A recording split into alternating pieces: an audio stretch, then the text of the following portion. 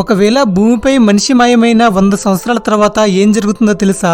ఒక 100 సంవత్సరాల తర్వాత భూమిపై ఉండే పెద్ద పెద్ద బ్రిడ్జిలు, కట్టడాలు ఒక్కొక్కటిగా కూలిపోతూ భూమిలో కలిసిపోతాయి. స్వచ్ఛమైన నీరు ప్రవహించే నదుల పక్కన ఉండే ఇసుక కూడా పూర్తిగా సారవంతమైన నేలగా తయారవుతుంది. మనుషులు తయారు చేసిన ప్లాస్టిక్ పదార్థాలు భూమిలో పూర్తిగా కలిసిపోవటానికి కొన్ని వందల సంవత్సరాలు పడుతుంది. తర్వాత 500 నుండి 1000 సంవత్సరాలలో భూమిలోని కార్బోనేట్ విలువలు పూర్తిగా తగ్గిపోయి ఆక్సిజన్ పెరిగి భూమి మీద ఉన్న గ్లోబల్ వార్మింగ్ అనేది పూర్తిగా తగ్గిపోతుంది. టెంపరేచర్ అనేది 30 డిగ్రీస్ కంటే తక్కువగా పడిపోయి అంటార్కిటిక్, ఆర్కిటిక్ వంటి మంచు ప్రాంతాలు ఏర్పడతాయి. ఇలా మనుషులు పూర్తిగా మాయం అవడం వల్ల భూమి కొన్ని వేల సంవత్సరాల ముందు ఎంత స్వచ్ఛంగా ఉందో అలాంటి పరిస్థితులకు భూమి పూర్తిగా చేరుకుంటుంది. పిల్లులు మన ఇళ్లలో మనతో పాటు సహజీవనం చేసే జంతువులు. చాలామంది పిల్లుల్ని ఎంతో ఇష్టంగా పెంచుకుంటారు. పిల్లుల జీవితకాలం 2 నుంచి 16 సంవత్సరాల వరకు ఉంటుంది. యావరేజ్గా ఒక రోజులో పిల్లులు 12 నుంచి 16 గంటల పాటు నిద్రపోతాయి. అయితే మనుషుల కన్నా పిల్లులకు ఒక ప్రత్యేకమైన దృష్టి ఉంది. మనం రాత్రిపూట చీకట్లో ఏదైనా వస్తువును చూడాలనుకుంటే క్లియర్గా చూడలేం, అంతా డార్క్గా ఉంటుంది. కానీ పిల్లులు రాత్రిపూట చాలా క్లియర్గా చూడగలవు. పిల్లులు చీకట్లో మనుషుల కన్నా 6 రెట్లు బెటర్గా చూడగలవు. అందుకే రాత్రిపూట మన ఇళ్లలో లైట్ ఆఫ్ చేసి పడుకున్నా సరే పాలెక్కడున్నాయని వెతికి మరీ సైలెంట్గా తాగి వెళ్ళిపోతాయి. కానీ పగటిపూట పిల్లులకు ఈ ప్రపంచం బ్లాక్ అండ్ వైట్ లో కనిపిస్తుంది. పిల్లులు 20 మీటర్ల లోపు ఉన్న వస్తువులను మాత్రమే చూడగలవు. అలాగే బ్లూ అండ్ గ్రీన్ యొక్క షేడ్స్ ను మాత్రమే చూడగలవు. కానీ పింక్ అండ్ రెడ్ కలర్ చూడటానికి కన్ఫ్యూజ్ అయ్యి గ్రీన్ కలర్ లాగా కనిపిస్తుంది. అదే విధంగా పర్పుల్ కలర్ ను బ్లూ కలర్ యొక్క షేడ్ లాగా చూస్తాయి.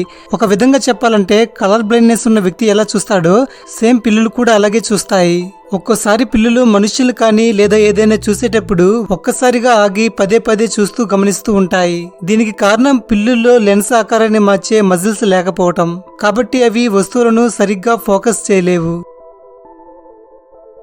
ఆకాశం నుంచి కురిసే వర్షం మనకు ఉచితంగానే లభిస్తుంది. దానికి ఎటువంటి మనీ కట్టనవసరం లేదు. కానీ కెనడా దేశంలో వర్షంపై ట్యాక్స్ కట్టాలి. వర్షపు నీటిని ప్రభుత్వ సీవేజ్ సిస్టమ్ ద్వారా ఎవరైతే నీటిని యూజ్ చేస్తారో వారు ట్యాక్స్ కట్టాలి. దీన్నే రెయిన్ ట్యాక్స్ అని అంటారు. చాలా వెహికల్స్ యొక్క నెంబర్ ప్లేట్స్ ను మనం గమనిస్తే ఇవి చాలా రంగుల్లో ఉంటాయి. ఉదాహరణకు white and black, yellow and black, ఇలా ఒక్కొక్క రంగు ఉన్న నెంబర్ ప్లేట్ కు ఒక్కొక్క అర్థం ఉంటుంది. అదేంటో ఇప్పుడు తెలుసుకుందాం. వెహికల్ నెంబర్ ప్లేట్ అనేది వైట్ అండ్ బ్లాక్ కలర్ లో ఉంటే ఆ వెహికల్ ప్రైవేట్ వెహికల్ అని అర్థం. అంటే మనం ఇప్పుడు పర్సనల్ గా ఎవరికి వారు బళ్ళను వాడుకుంటున్నాం కదా, వాటిని ప్రైవేట్ వెహికల్స్ అంటారు.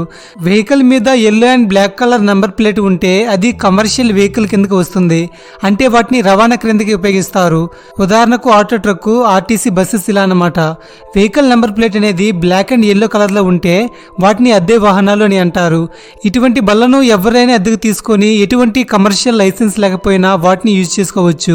వెహికల్ మీద blue and white colour number plate ఉంటే ఆ వాహనాలు విదేశీ ఉపయోగం కోసం యూజ్ చేసేవని అర్థం.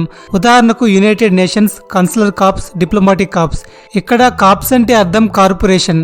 అంటే వీటిలో కొన్ని కంపెనీస్ అన్ని కలిసి ఒక గ్రూప్ గా ఫామ్ అయ్యి international level trade, business, education, culture కి సంబంధించిన రవాణా జరపడానికి పైన చెప్పినట్టు ఈ blue and white colours use చేస్తారు. వెహికల్స్ మీద ఇలా గ్రీన్ అండ్ వైట్ కలర్ ఉంటే ఆ వెహికల్ ఎలక్ట్రికల్ వెహికల్ అని అర్థం. అంటే అది బ్యాటరీతో నడుస్తుందని అర్థం. నెంబర్ ప్లేట్ మీద పైకి సూచిస్తూ ఇలా ఒక యారో సింబల్ ఉంటే ఆ బండి మిలిటరీ వారు ఉపయోగించేవని అర్థం. అంతేకాకుండా ఈ నెంబర్ ప్లేట్ ని కూడా మిలిటరీ ఆఫ్ డిఫెన్స్ వారు మాత్రమే రిజిస్టర్ చేస్తారు. వాహనాల మీద red and black colour number plate ఉంటే ఆ వాహనాలను మ్యానుఫ్యాక్చరర్ టెస్టింగ్ కోసం మరియు వారి కొత్త వెహికల్ ని ప్రమోట్ చేయడానికి మాత్రమే యూజ్ చేస్తుందని అర్థం. ఇక వాహనాల మీద రెడ్ కలర్ ఉండి దాని మీద 4 సింహాల గుర్తు ఉన్న భారతీయ చిహ్నం ఉంటే ఆ వాహనాలను కేవలం ప్రెసిడెంట్ లేదా గవర్నర్ మాత్రమే వాడటానికి పర్మిషన్ ఉంటుంది. ఈసారి వాహనాలను అబ్జర్వ్ చేసేటప్పుడు మనం వీటిని గుర్తించవచ్చు. బిందియా రాణి దేవి ఈ 25 సంవత్సరాల మహిళ గురించి ఎంతమందికి తెలుసు?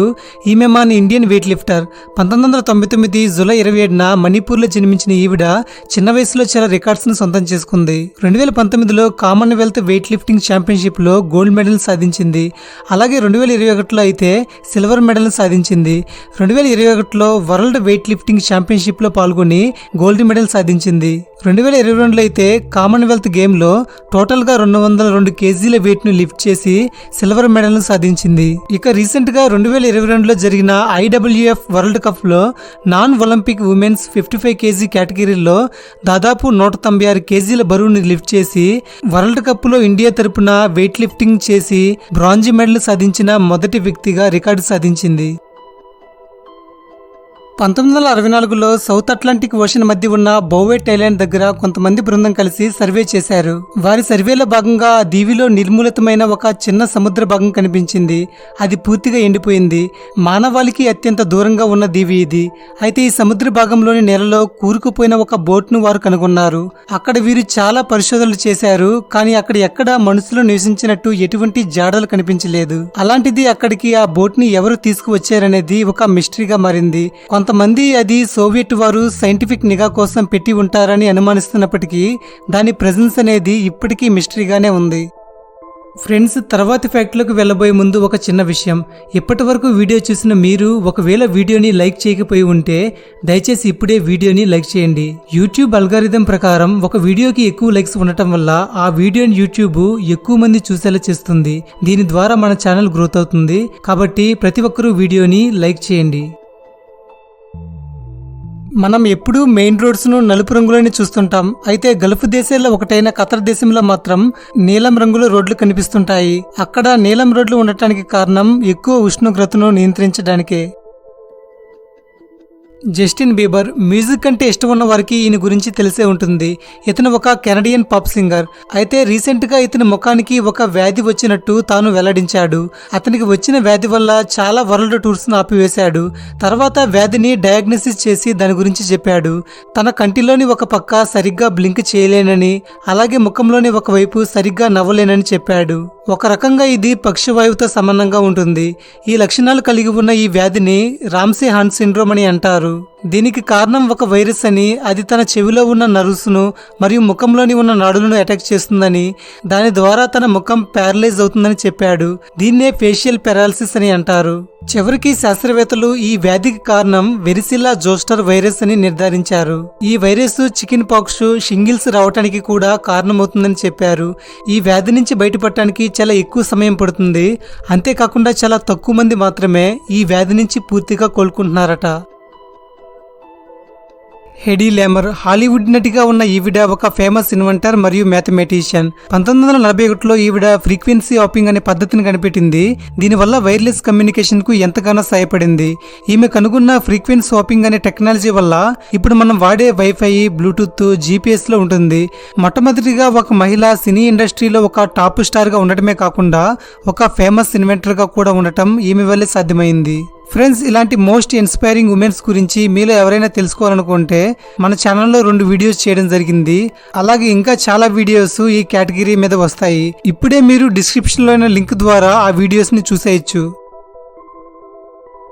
ట్విస్టెడ్ పేర్ కేబుల్. మీరు మీ ఇళ్లలో గానీ ఆఫీసుల్లో గానీ వైర్స్ ను గమనిస్తే అవి ఇలా ఒకదానితో ఒకటి మెలికి చిట్టుకుని ఉంటుంది. వీటినే ట్విస్టెడ్ కేబుల్స్ అని అంటారు. వైర్స్ ను మామూలుగానే ఉంచవచ్చు కదా, అలా మెలికలు చుట్టడం వల్ల ఏదైనా ఉపయోగం ఉందా అంటే ఉన్నదనే చెప్పుకోవాలి. వైర్స్ ను అలా మెలికలు చుట్టడం ద్వారా అవతల నుంచి వచ్చే సిగ్నల్స్ ఏవైనా ఉంటే, అంటే నాయిస్ అన్నమాట, అది క్యాన్సిల్ అయిపోతుంది. సాధారణంగా వైర్స్ కి హై ఫ్రీక్వెన్సీ ఉంటుంది. తద్వారా మ్యాగ్నెటిక్ ఫీల్డ్ ఏర్పడి అవతల నుండి వచ్చే నాయిస్ ని గ్రహిస్తుంది. దీని ద్వారా పాతకాలంలో క్రాస్ టాక్ జరిగేది. అంటే మనం ఒకరితో ఫోన్లో మాట్లాడుతున్నప్పుడు బ్యాక్గ్రౌండ్ వేరే శబ్దాలు లేదా వేరే వ్యక్తుల మాటలు వినిపించేవి. అందుకే ఈ సమస్యను తొలగించడానికి ఇప్పుడు చాలా కేబుల్స్ ఇలా మెలికలు తిరిగి ఉంటాయి. మీరు ఒకవేళ మెరుపులు పడే ప్రాంతంలో ఉన్నట్లయితే అక్కడ మీ జుట్టు గాల్లో తేలడం జరుగుతుంది. అలాంటప్పుడు ఏదో ప్రమాదం పొంచి ఉందని మీరు వెంటనే గ్రహించి అక్కడి నుంచి వెళ్ళి ఒక షెల్టర్ వెతుక్కోండి. లేకపోతే అక్కడ మెరుపులు పడే అవకాశం ఉంటుంది. అయితే మీరు అస్సలు ఉరుములు మెరుపులు వచ్చినప్పుడు మన జుట్టు ఎందుకు అలా నిటారుగా లేస్తుందని ఆలోచించారా?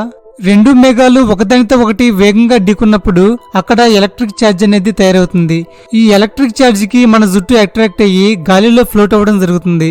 అలాగే మనం ఉరుములు మెరుపులు పడుతున్న సమయంలో షవర్ క్రింద ఉండటం గానీ, స్నానం చేయటం గానీ, వంట పాత్రలను కడగడం గానీ చేయకూడదు. ఎందుకంటే లైట్ అనేది మన ఇంటికి ఉన్న ప్లంబింగ్ సిస్టమ్ ద్వారా ట్రావెల్ అయ్యి షాక్ కొట్టే ప్రమాదం ఉండవచ్చు. చెట్లు మనకు ఎంతగానో మన జీవనానికి సహాయపడుతున్నాయి. ఉదయం నుంచి సాయంత్రం వరకు మనం వాటి మీద ఆధారపడుతున్నాం. మనం ఆక్సిజన్ని పీల్చుకుంటున్నామంటే అందులో వాటి పని చాలా ఉంది.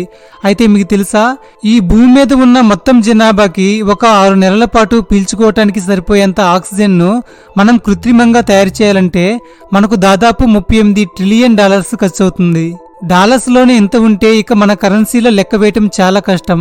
సుమారు ఇంత విలువైన ఆక్సిజన్ను మనం ముందు చెప్పుకున్నట్టుగా చెట్లు ఉచితంగానే ఇస్తున్నాయి. ఈ వీడియో మీద మీ అభిప్రాయాన్ని కామెంట్స్ ద్వారా తెలియజేయండి. అలాగే ఛానల్ని సబ్స్క్రైబ్ చేసుకుని పక్కనే ఉన్న గంటను యాక్టివేట్ చేసుకోండి. మీ ఫ్రెండ్స్ అండ్ ఫ్యామిలీ మెంబర్స్కి కూడా ఈ వీడియోని షేర్ చేయండి. Thank you for watching.